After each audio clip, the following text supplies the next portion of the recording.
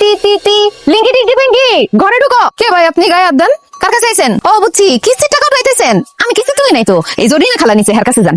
এ ভাই এই আপনি এখনো খাড়া রইছেন কে? আমি কিন্তু চিৎকার মারুম, তাহলে পুলিশে কল করুম কিন্তু একদম। ও সাবিনা, এত বছর সংসার করলা তাও নিজের স্বামীর চিনতে পারতেছো না? আমি মনির। এই অবস্থা কে তোমার? হ্যাঁ কি পোশাক পরছো? পাগল হয়ে গেছো নাকি তুমি? তুমি কি আমার দেখে পাগল হয়ে গেলে? হ তোমার দেখে তো আমি পাগলই হয়ে গেছি। কি সুন্দর শার্টটা পরছে, প্যান্টটা কি সুন্দর, জুতাটা কি সুন্দর। ওরে আল্লাহ, কি একটা গন্ধ আইতাছে।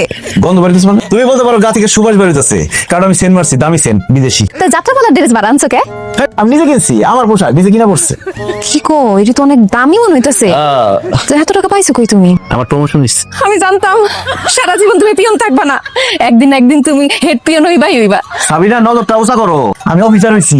আমার একটা চেয়ার দিছে, সেই চেয়ার আমার এমনি ঘুরে একদম সেলুনের চেয়ারের মতো। সেলুনের দোকানে চুল কাটবা তুমি? আমার প্রমোশন হয়েছে আমার অফিসে, আমি বড় অফিসার হইছি। বেতন ধরছে 70,000 টাকা, 1 মাসের অ্যাডভান্স দিছে।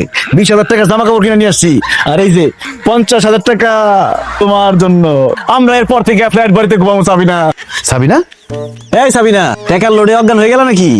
অজ্ঞান হলেও কোনো সমস্যা নাই, এখন আমার প্রচুর টাকা, তোমার বড় ডাক্তারের কাছে নিয়ে যাবো। এই সাবিনা, মরে গেল নাকি? এখন অবশ্য মরে গেল, কোনো সমস্যা নাই, আমার প্রচুর টাকা, একটা বউ মরলে 3টা বিয়ে করতে পারবো। কি করলা তুমি? তুমি আরো বিয়ে করবা? মজা করছি। মজা তোমার, আমি চুল যাইতাছি।